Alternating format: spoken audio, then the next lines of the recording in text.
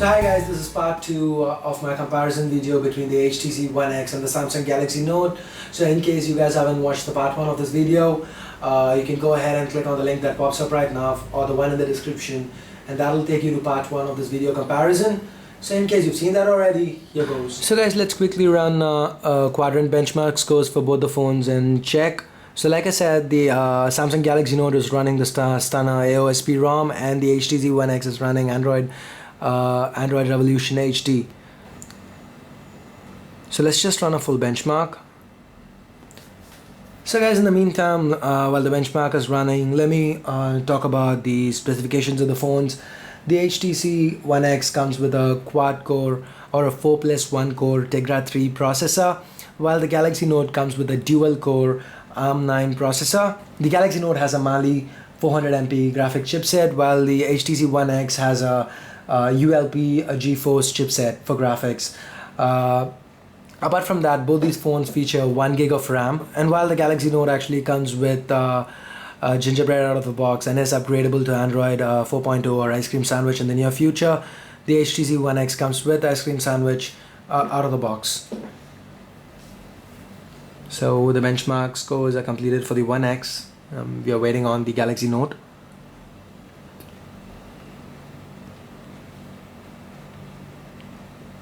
So the One X is hitting around 4,380 over here, and the Galaxy Note hits around 3,100. The One X, I've seen the Galaxy Note hit around 3,500 on the same ROM, and similarly the One X hit around 4,800 on the same ROM. So guys, now moving on to the software aspect of the phones, the Galaxy Note comes with TouchWiz 4.0 and Gingerbread, like I said, while the HTC One X comes with Android 4.0, Ice Cream Sandwich, and Sense 4.0 as well. The reason I'm still on these screens is because I wanted to show you this 3-dot menu. This is something that a lot of people are frustrated with when it comes to the HTC One X. It actually takes up some real estate on the screen. As you can see, with this being an Ice Cream Sandwich phone, you don't have the usual menu, home and back buttons. Instead, you've got the back, home and the open apps button, which means there is no menu button over here. So this acts as the menu button, though it doesn't have any functionality when it comes to this app, but that takes some space of the screen, and that's something that you need to know because it is a common gripe with the HTC One X. But then again, when it comes to Sense 4.0 versus TouchWiz 4.0, I don't have TouchWiz 4.0 running on it, but then again, TouchWiz does quite a few stuff, like, you know, you can swipe on a contact name to call them and swipe this way to actually message them. But with Sense has the best contact integration that I've ever seen. I mean, right from the time of Sense 2.0 or even Sense 1.0 with the Desire, the contact integration is something that HTC has nailed. It links contacts, you know, for people who are on your Facebook and people who have similar numbers or similar names. It actually links them by default. And even those people who are not actually linked by default, you get an option to actually link them immediately. From one screen you can link all people, but with the Galaxy Note or Samsung's TouchWiz, you need to actually go into individual contacts to link them. So that is a pain. And apart from that, people used to have a lot of issues with Sense being too much of a resource hog and being too much of eye candy, but with Sense 4.0, HTC seems to have learned their lesson, and Sense is not as heavy as it used to be. It's a lot faster and a lot less resource intensive. So as far as the software goes, when it comes to TouchWiz against Sense 4.0, I would say, in my opinion, Sense 4.0 is a lot better. So guys, the next thing that you know, some people might have an issue with is the micro SIM slot on the HTC. You know, for some of us, you know, we like swapping between phones and so on. And when you get to, you know, actually have to cut your SIM or get a new SIM for the micro SIM slot, that means that you have to end up using converters like these when you switch back into you know, phones that use the full-fledged SIM card, and that is kind of a pain. And I just wanted to mention it in this comparison. Again, with the HTC, there is a lack of micro SD card slot, but then again, the HTC comes with 32 gigs of memory inbuilt, whereas the Galaxy Note has only 16 GB, and the HTC One X also gives you 25 gigs of Dropbox storage, which more than, in my opinion, which more than makes up for the lack of micro SD.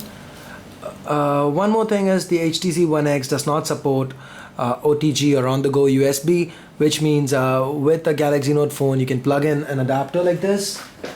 One moment.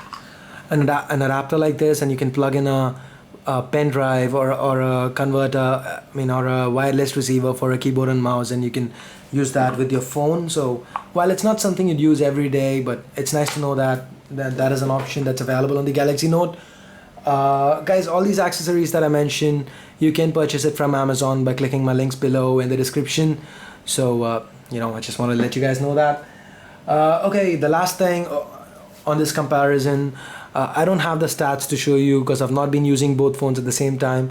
But then again, the last thing on this comparison is the battery life. The HTC One X comes with 1800 mAh battery, which is actually inbuilt and not user replaceable thanks to the unibody build. But with the Galaxy Note, you actually get a 2500 mAh battery, which is user replaceable, which means you can get extra batteries like these and that you plug into wall chargers. So just for the battery life, as of today, the HTC One X gives me about 15 hours of battery per charge with my kind of moderate use, and the Galaxy Note gives me around 30 hours for similar kind of usage. So what is my moderate usage, you ask? Okay, I use about 2 hours of music via Bluetooth, about 30 minutes of gaming, Stick Cricket or Angry Birds, and 30 minutes of videos, YouTube or any videos on the phone, and about 4 to 5 hours of voice calls. About 4 hours of Wi-Fi or a 3G. Yes, I don't have my 3G turned on all throughout the day, and even with that kind of usage, I get only about 15 hours on the HTC One X, whereas I get about 30 hours on my Galaxy Note. And even after 30 hours with my Galaxy Note, I can just go ahead and swap batteries if I wanted to.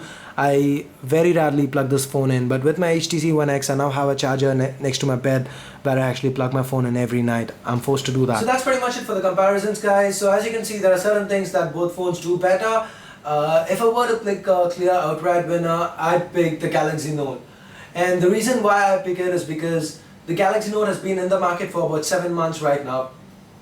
And it's still the flagship phone, it's the top-end device today. Maybe it can be bettered by, say, the One X when it comes to benchmarks and so on. But apart from that, it's still a very strong device after 7 months. Okay, as for the Galaxy, as for the HTC One X, okay, let me just talk about something for a bit. Sorry if I'm actually ranting, but this is something I feel like I want to let you guys know. Okay, so let's go back to 2010. Okay, the kind of devices that we were getting, that is last gen devices, we were getting phones like the Desire, Samsung Galaxy S, even the Desire HD for that matter.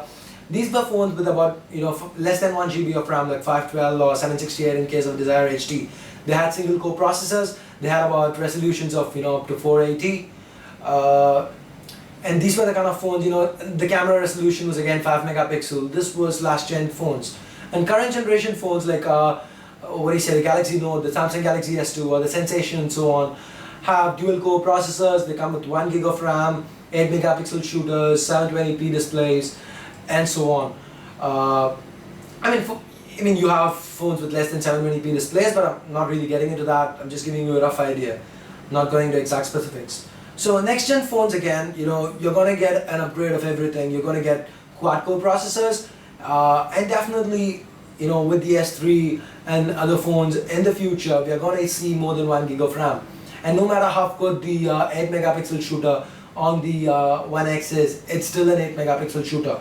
So when we go ahead and spend about $600 to $800 on a phone, I kind of feel that it should be a phone that should be a flagship phone for at least 6 months in the future. I do understand that with gadgets, it's always going to be, if you're going to buy a gadget, there's always a better one around the corner. But then again, the Galaxy S2 and even the Galaxy Note have been leaders, in smartphones or Android phones at least for about a year and 7 months respectively. So, but then again, with the One X, you buy the phone today. Within 3 months, the S3 is going to be out. I know it's speculation, but in all probability, with the Galaxy S release cycles of Samsung, by about mid-May or June, we should be seeing the S3. And I can almost, most definitely we are all expecting more than a gig of RAM on the phone. So as of today, there are very few apps or games that actually push dual-core processors to the max. So once quad-core processors start coming out, and there are apps or games that actually push the quad-core to the max, at that point of time, you can guarantee these apps and games are gonna demand more than a gig of RAM. So in which case, again, the One X is gonna be left in the dust.